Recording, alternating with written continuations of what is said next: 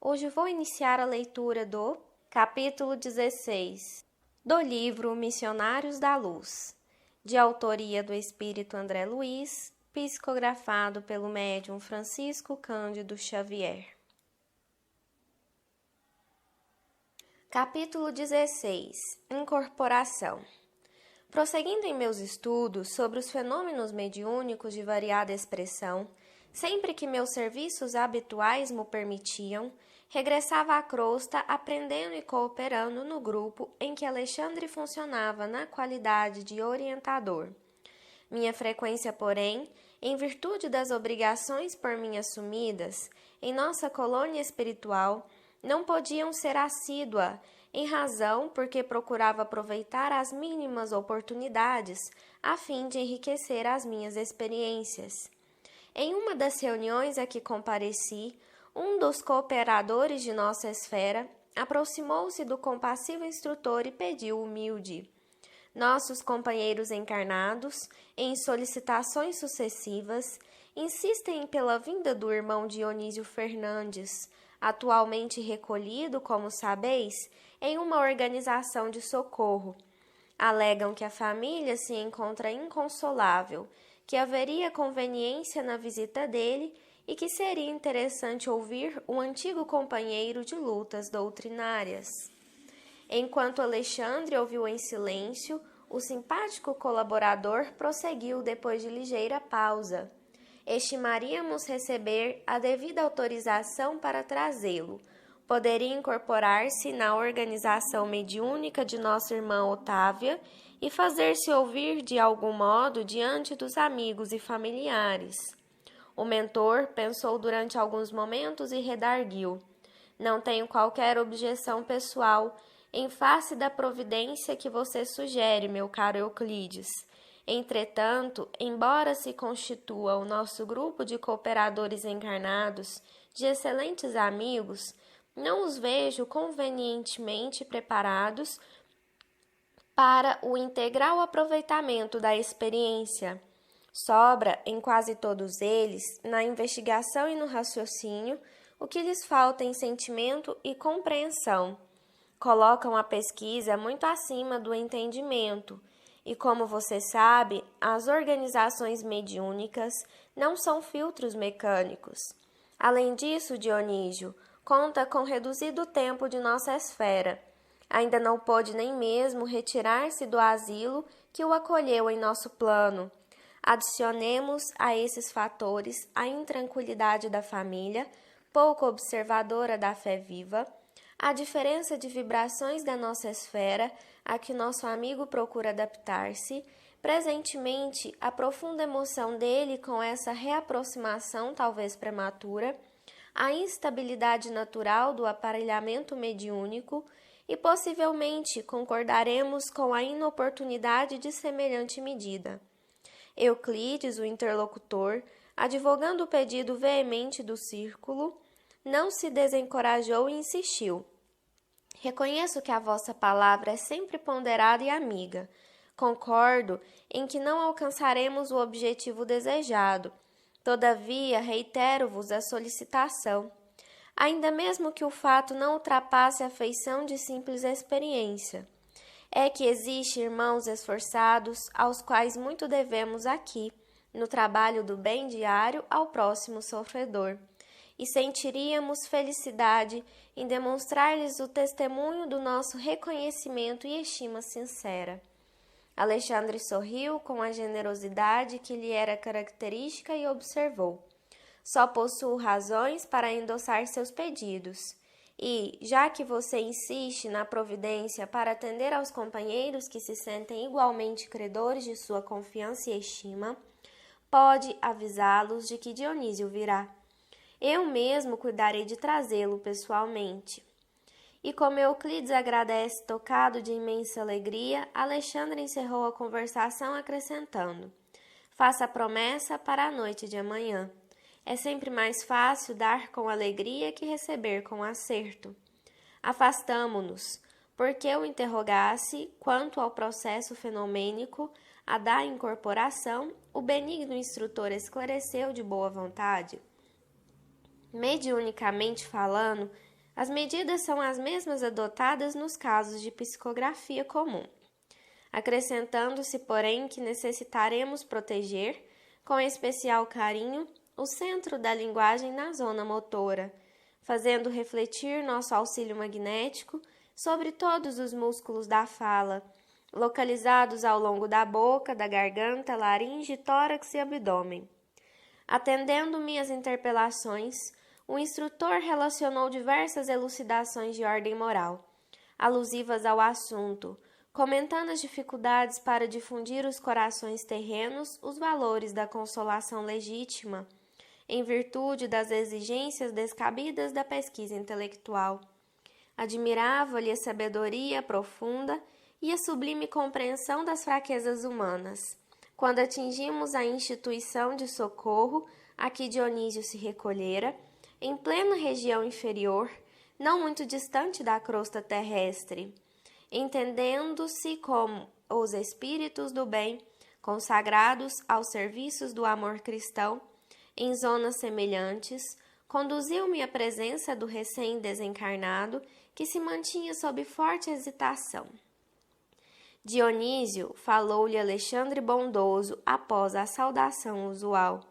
Lembra-se do nosso grupo de estudos espiritualistas? Como não? E com que saudades, suspirou o interlocutor. Nossos amigos do círculo pedem a sua presença pelo menos por alguns minutos, prosseguiu o mentor gentil, e deliberei conduzi-lo até lá para que você fale não somente a eles, mas também aos familiares. Que ventura! Exclamou Dionísio, quase chorando de contentamento. Ouça, porém, meu amigo, tornou Alexandre sereno e enérgico. É indispensável que você medite sobre o acontecimento. Lembre-se de que você vai utilizar um aparelho neuromuscular que não lhe pertence. Nossa amiga Otávia servirá de intermediária. No entanto, você não deve desconhecer as dificuldades de um médium para satisfazer as particularidades técnicas de identificação dos comunicantes, diante das exigências de nossos irmãos encarnados. Compreende bem? Sim, replicou Dionísio, algo desapontado. Estou agora no mundo da verdade e não devo faltar a ela. Recordo-me de que muitas vezes recebi as comunicações do plano invisível, por meio de Otávia, com muitas prevenções, e não raro vacilei, acreditando-a vítima de inúmeras mistificações. Alexandre, muito calmo, observou: Pois bem, agora chegou a sua vez de experimentar. E se antigamente era tão fácil para você duvidar dos outros, desculpe a fraqueza de nossos irmãos encarnados, caso agora duvidem de seu esforço. É possível que não alcancemos o objetivo. Entretanto, nossos colaboradores insistem pela sua visita e não devemos impedir a experiência. Antes que Dionísio se internasse em novas considerações, o interlocutor rematou: Concentre-se com atenção sobre o assunto e peça a luz divina em suas orações e espere-me. Conduzi-lo-ei em nossa companhia, deixando-o na residência da médium com algumas horas de antecedência, para que você encontre facilidades no serviço de harmonização. Despedimo-nos em seguida, registrando efusivos agradecimentos do interlocutor. O caso interessava-me, por isso mesmo, roguei a permissão de Alexandre para acompanhá-lo de mais perto. Autorizado a fazê-lo, segui o instrutor que se dirigiu no dia seguinte à instituição a que Dionísio se recolhera, amparando-o convenientemente para a visita projetada. Com a gentileza de sempre, Alexandre guiou-nos até a moradia da médium Otávia, onde Euclides, o benevolente amigo da véspera, nos aguardava cheio de atenções. O prestimoso mentor despediu-se com delicadeza extrema e, deixando-me em companhia dos novos colegas, acrescentou: A reunião dos companheiros encarnados terá início às 20 horas. Todavia, entre 18 e 19 horas estarei aqui de regresso a fim de acompanhá-los ao nosso núcleo de serviço. E fixando-me, incluiu bondosamente: Aproveite a aproximação de Euclides, meu caro André.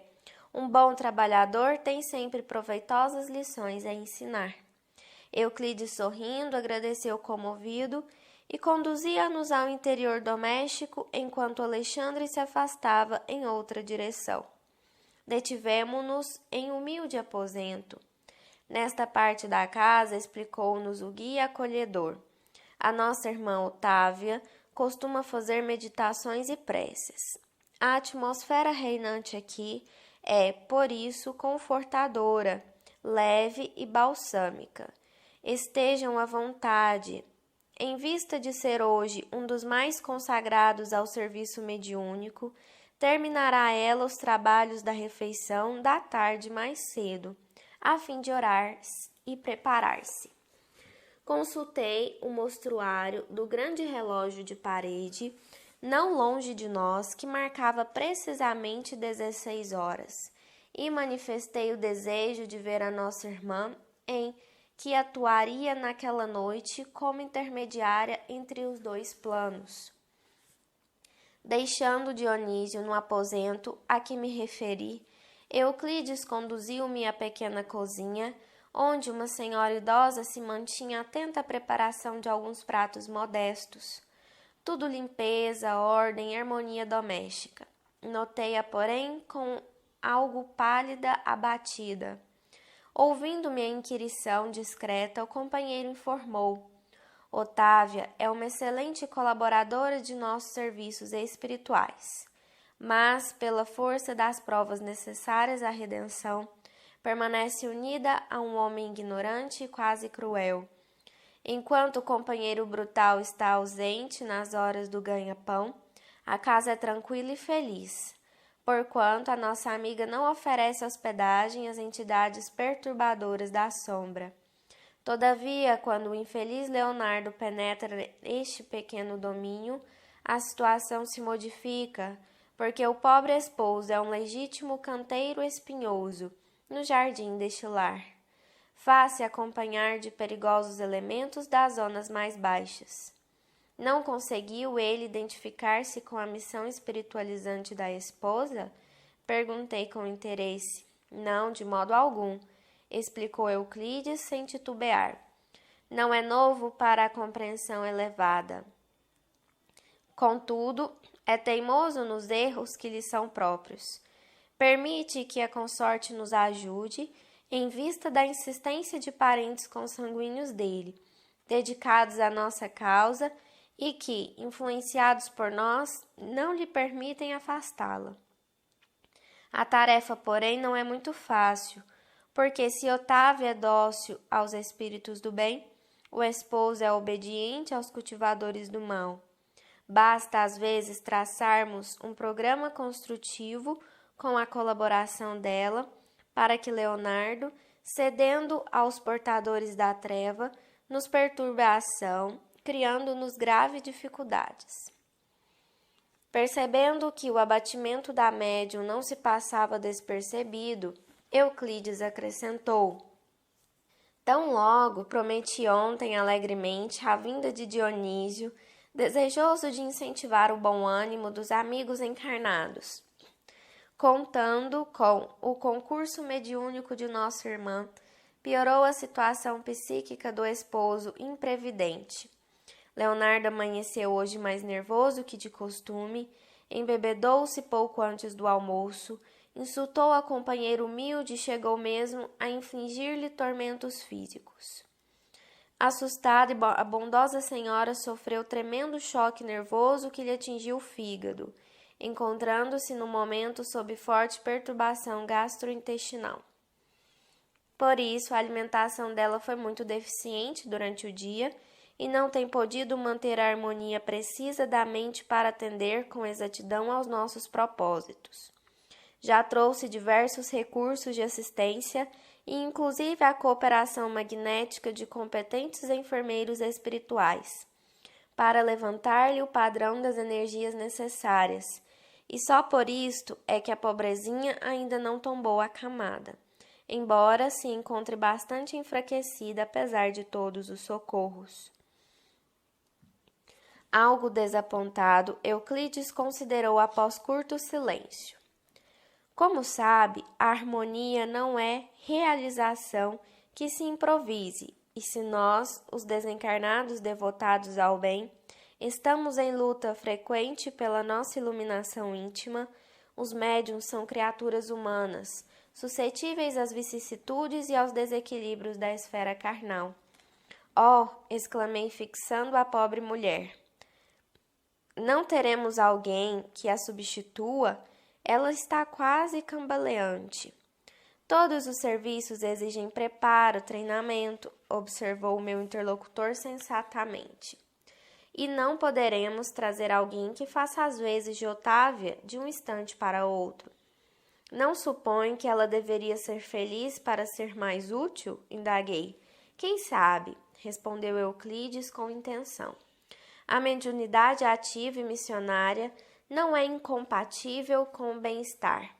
E, a rigor, todas as pessoas que gozam de relativo conforto material poderiam disputar excelentes oportunidades de serviço em seus quadros de trabalho e edificação.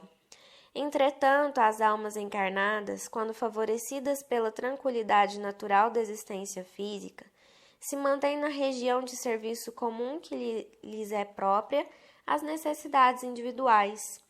E, como o cumprimento do dever com exatidão já representa grande esforço, raramente ultrapassam a fronteira das obrigações legítimas em busca do campo divino da renunciação. A luta intensiva, porém, dilata as aspirações íntimas. O sofrimento, quando aceito à luz da fé viva, é uma fonte criadora de asas espirituais. A essa altura dos esclarecimentos fraternos, o companheiro sorriu e observou. Formulando semelhantes considerações, não queremos dizer que a mediunidade construtiva deva ser apanágio dos corações algemados à dor. Isto não. As missões da espiritualidade superior pertencem a todas as criaturas de boa vontade. Apenas expressamos a nossa convicção de que as almas existem, fervorosas no ideal do bem e da verdade, que se valem aos obstáculos para melhor escalarem o monte da redenção divina. A dona da casa terminara a tarefa de aprontar o jantar humilde e, antes que o esposo voltasse ao lar, dirigiu-se ao quarto íntimo, em que, conforme a notificação de Euclides, costumava fazer as suas preces preparatórias. Penetramos o aposento em sua companhia. Euclides acomodou Dionísio ao lado dela, e enquanto a médium se concentrava em oração, o dedicado amigo aplicava-lhes passes magnéticos, fortalecendo os nervos das vísceras e ministrando, ao que percebi, vigorosas cotas de força, não somente às fibras nervosas, mas também às células gliais. Dona Otávia pedia a Jesus bastante energia para o cumprimento de sua tarefa, comovendo-nos a sua rogativa silenciosa, simples e sincera. Meditou na promessa que os amigos espirituais haviam levado a efeito na véspera, relativamente à comunicação de Dionísio recém-desencarnado. Procurava dispor-se ao concurso mediúnico eficiente, tentando isolar a mente das contrariedades de natureza material. Aos poucos, sob a influenciação de Euclides, formou-se um laço fluídico que ligou a médium ao próximo comunicante. O companheiro que preparava o trabalho recomendou ao amigo desencarnado falasse a Dona Otávia com todas as suas energias mentais, organizando o ambiente favorável para o serviço da noite.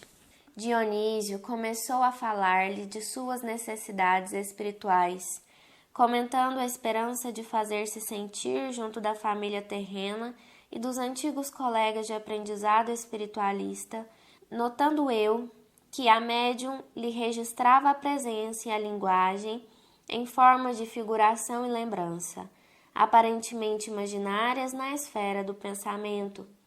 Observei com interesse a extensão da fronteira vibratória que nos separa dos espíritos encarnados, porquanto, nos achando ali, em frente a uma organização mediúnica adestrada, Precisávamos iniciar o trabalho de comunicação como quem estivesse muitíssimo distante, vencendo devagarinho os círculos espessos de resistência. Longo tempo durou o singular diálogo, reconhecendo que, ao fim da interessante conversação prévia entre a médium e o comunicante, palestra essa que foi plenamente orientada pelo tato fraterno de Euclides, em todas as minúcias, Dona Otávia parecia mais ambientada com o assunto, aderindo com clareza ao que Dionísio pretendia fazer. Tudo ia bem, e não me cansava de admirar aquele inesperado serviço de preparação mediúnica, quando aconteceu alguma coisa muito grave.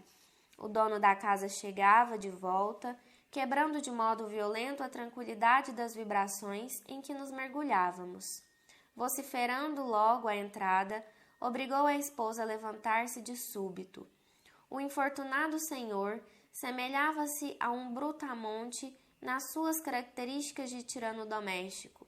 Algumas entidades galhofeiras e perversas constituíam-lhe o séquito. Dona Otávia seguiu o jantar, fazendo prodígios no campo da paciência evangélica. Finda a refeição muito simples, a que compareceu o esposo, junto de 2 filhos maiores, a nobre senhora falou ao marido em particular. Leonardo, como você sabe, irei hoje à reunião, saindo antes das 8. Que? Exclamou o interlocutor, encharcado de vinho, a confiar os bigodes grisalhos. A senhora hoje não pode sair, nada de sessões, hoje não. Impressionado com aquela atitude intempestiva, perguntei a Euclides, que seguia a cena muito calmo. E agora? Já previa a ocorrência, redarguiu-me com manifesta tristeza no olhar. E pedi a uma de nossas irmãs trouxesse até aqui uma tia do bulhento Leonardo, que intercederá a favor de nossos desejos. Não devem tardar. Trata-se de pessoa a que se renderá sem esforço.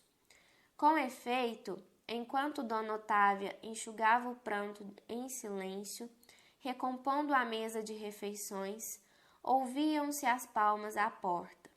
Leonardo foi atender e, em breves minutos, uma entidade desencarnada muito simpática penetrava o interior, acompanhando uma velha senhora de semblante acolhedor e risonho. A cooperadora de Euclides veio até nós, cumprimentando-nos sorridente. Profundamente surpreendido, em face de tantos trabalhos para a organização de pequeno serviço consolador, fiz-me atento à conversação que se desdobrou entre os encarnados. Ainda bem que a luta do dia a dia terminou, disse respeitável matrona, dirigindo-se à médium depois das primeiras saudações. Vim até aqui para irmos juntas. Otávia procurou esconder sua mágoa, sorriu sem esforço e respondeu. Ora, minha boa Georgina, hoje não posso. Leonardo está indisposto e pretende recolher-se mais cedo. Já sei, observou a visitante com carinho nas palavras e severidade nas atitudes, fixando o chefe da casa. Você, Otávia, tem compromisso e não pode faltar. Em seguida, levantou-se, tocou os ombros do sobrinho que se derramara no divã e falou-lhe com franqueza. Meu filho, que você se regale em prazeres e adie a sua realização espiritual por imprevidência e má vontade, eu não posso impedir. Mas advirto-o quanto aos deveres de sua mulher em nosso núcleo de iluminação, pedindo-lhe não se interponha entre ela e os desígnios superiores.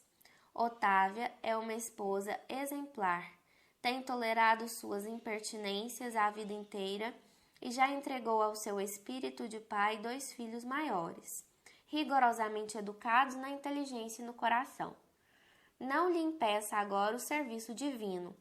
Poderia insurgir-me contra você, induzindo-o a resistir, mas prefiro avisá-lo de que a sua atuação contra o bem não ficará impune. Observei que as palavras da veneranda senhora eram emitidas conjuntamente com grandes jatos de energia magnética, que envolviam Leonardo, obrigando-o a melhor raciocínio. Ele meditou por alguns momentos e respondeu vencido: Otávia poderá ir, quando quiser, desde que seja em sua companhia. A matrona agradeceu, estimulando-o no estudo das questões da espiritualidade. E quando se dispunham as duas senhoras a tomar o caminho do grupo de estudos, chegou Alexandre de volta, a fim de acompanhar-nos por sua vez. Reconheci que o instrutor notou de relance o estado de abatimento da médium, percebendo as dificuldades que se opunham à prometida comunicação de Dionísio, mas, longe de se referir às advertências da véspera, ele próprio agora era quem se mostrava mais otimista, estimulando, o que notei, o entusiasmo de Euclides a serviço do bem.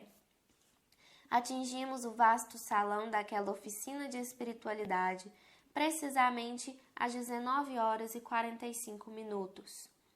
Como sempre, os trabalhadores de nosso plano eram numerosíssimos nos múltiplos trabalhos de assistência, preparação e vigilância. Enquanto alguns amigos ansiosos e a família do comunicante, constituída de esposa e filhos, aguardavam a palavra de Dionísio, muito grande era o nosso esforço para melhorar a posição receptiva de Otávia. Alexandre, como de outras vezes, esmerava-se em ministrar o exemplo da cooperação sadia.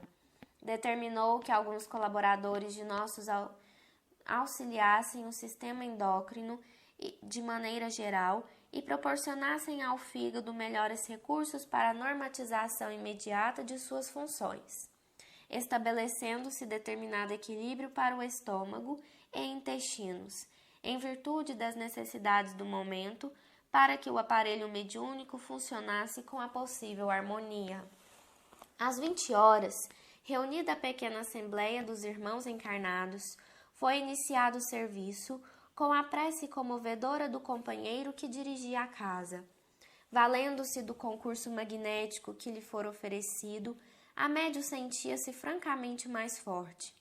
Mais uma vez contemplava admirado o fenômeno luminoso da epífise e acompanhava o valioso trabalho de Alexandre na técnica de preparação mediúnica, reparando que ali o incansável instrutor se detinha mais cuidadosamente na tarefa de auxílio a todas as células do córtex cerebral, aos elementos do centro da linguagem e às peças e músculos do centro da fala.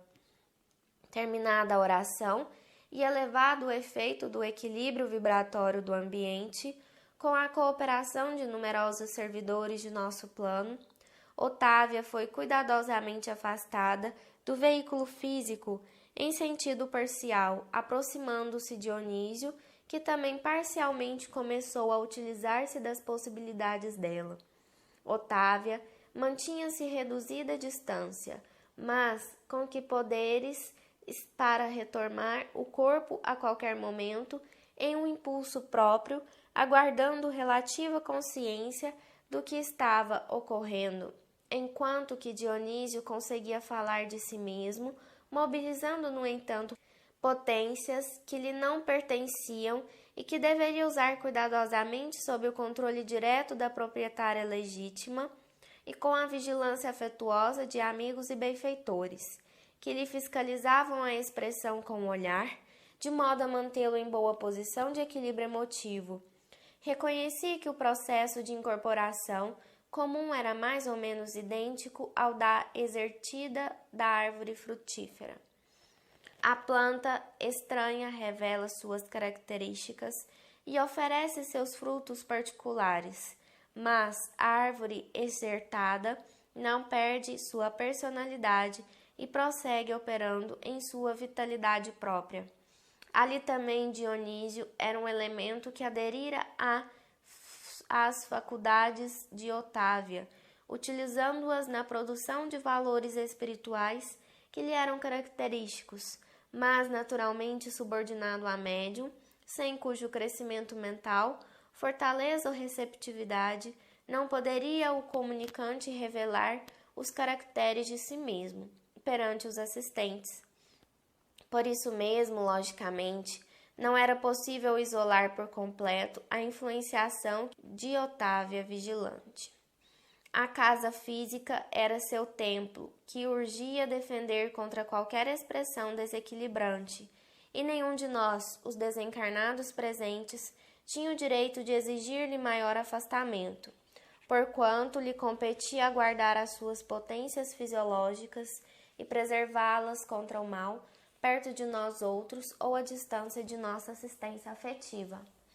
A nossa atmosfera de harmonia, porém, não conseguia sossegar a perturbadora expectativa dos companheiros encarnados. Entre nós prevalecia um controle, a disciplina, um autodomínio. Entre eles sopravam o desequilíbrio e a inquietação. Exigiam um Dionísio homem pela boca de Otávia, mas nosso plano lhes impunha um Dionísio espírito pelas expressões da médium. A família humana aguardava o pai emocionado e ainda submetido a paixões menos construtivas, mas auxiliávamos o irmão para que sua alma se mantivesse calma e enobrecida em benefício dos próprios familiares terrestres. Falava o comunicante sob forte emotividade, mas Alexandre e Euclides, ocupando-se respectivamente dele e da intermediária, fiscalizavam-lhe as atitudes e palavras, para que se manifestasse tão somente nos assuntos necessários à edificação de todos, responsabilizando-o por todas as imagens mentais nocivas que a sua palavra criasse no cérebro e no coração dos ouvintes. Em vista disso, o comunicante portou-se em todos os pontos da mensagem falada, com admirável dignidade espiritual, fazendo, porém, verdadeiros prodígios de disciplina interior, para calar certas situações familiares e conter as lágrimas estancadas no coração. Depois de falar quase 40 minutos, dirigindo-se à família e aos colegas de luta humana, Dionísio despediu-se, repetindo tocante oração de agradecimento que Alexandre lhe ditou comovido. Nosso concurso decorrera com absoluta harmonia. O manifestante ofereceu os possíveis elementos de identificação pessoal, mas a pequena congregação de encarnados não recebeu a dádiva como seria de desejar.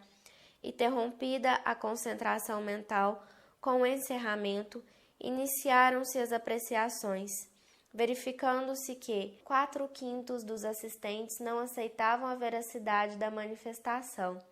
Somente a esposa de Dionísio e alguns raros amigos sentiram-lhe efetivamente a palavra viva e vibrante. Os próprios filhos internaram-se pela religião da dúvida e da negativa. Interpelado por um dos companheiros, expressou-se o mais velho. Impossível, não pode ser meu pai. Se fosse ele o comunicante, teria naturalmente comentado nossa difícil situação em família. Outro dos filhos de Dionísio ajuntou levianamente. Não acredito em semelhante manifestação. Se fosse o papai, teria respondido às minhas interrogações íntimas. Será que no outro mundo os pais não mais se recordam do carinho devido aos filhos? No grupo em palestra, formada em um dos recantos da sala, começou a insinuação maledicente. Apenas a viúva e mais 3 irmãos de ideal se mantinham juntos da médium, incentivando-lhe o espírito de serviço por meio de palavras e pensamentos de compreensão e alegria. No agrupamento, onde os filhos externavam ingratas impressões, um amigo tocado de cientificismo afirmava solene: não podemos aceitar a pretensa incorporação de Dionísio. Otávia conhece todos os pormenores de sua vida passada, permanece quase que diariamente em contato com a família, e o espírito comunicante não revelou particularidade alguma pela qual pudesse ser identificado. E depois de lançar a cinza do cigarro em pequenino vaso próximo, acrescentava mordaz: o problema da mediunidade é questão muito grave na doutrina. O animismo é uma erva daninha em toda parte. Nosso intercâmbio com o plano invisível está repleto de lamentáveis enganos. Um dos rapazes presentes arregalou os olhos e perguntou de súbito: considera, porém, o senhor que Dona Otávia seria capaz de enganar-nos? Não, conscientemente, tornou o cientificista com um sorriso superior. Entretanto, inconscientemente, sim. A maioria dos médiuns é vítima dos próprios desvairamentos emotivos.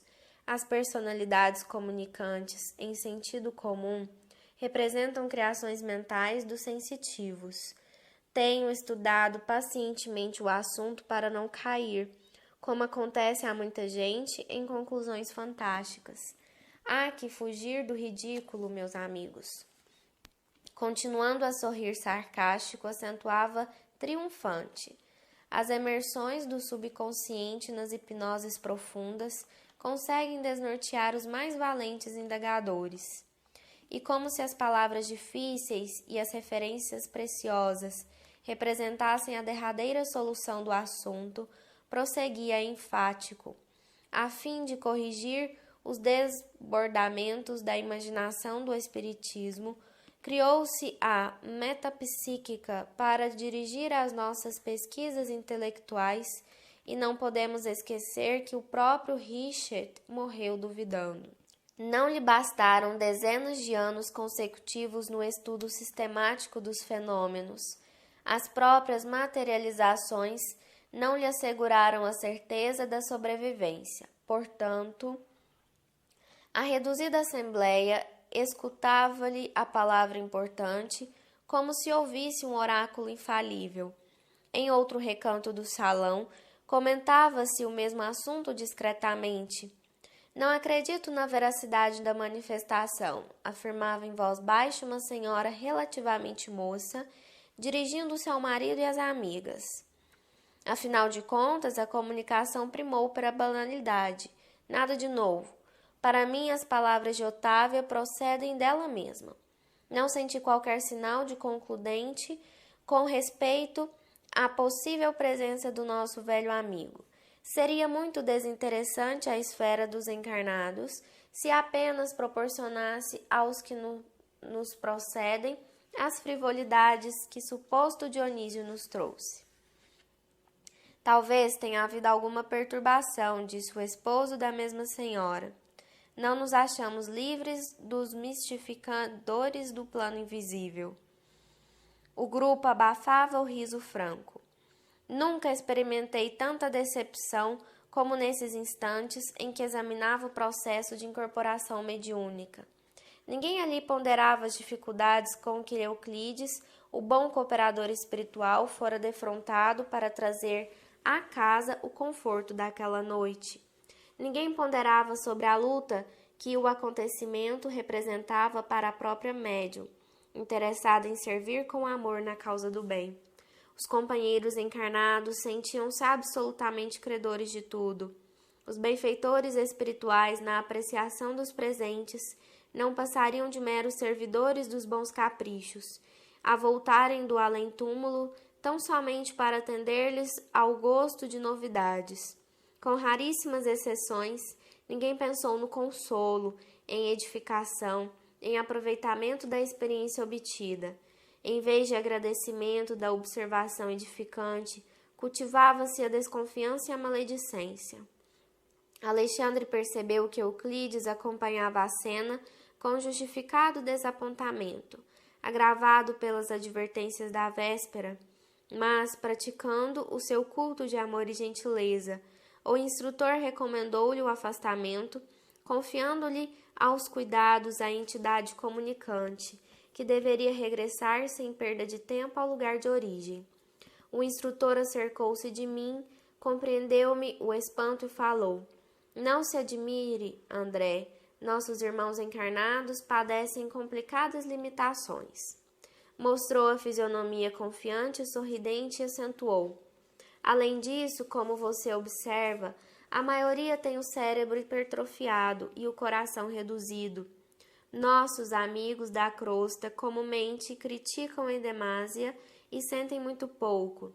Estimam a compreensão alheia, todavia raramente se dispõe a compreender os outros. Mas o trabalho é uma concessão do Senhor e devemos confiar na providência do Pai, trabalhando sempre para o melhor. Em seguida, Fez algumas recomendações a alguns amigos que ficariam na tenda de realização espiritual e falou: Vamo-nos. Ao nos afastarmos, rente à porta, um cavalheiro dizia ao diretor dos serviços: Todos nós temos o direito de duvidar. Não ouvi a resposta do interlocutor encarnado, mas Alexandre considerou com a expressão fisionômica de um pai otimista e bondoso. Quase todas as pessoas terrestres que se valem de nossa cooperação se sentem no direito de duvidar. É muito raro surgir um companheiro que se sinta no dever de ajudar.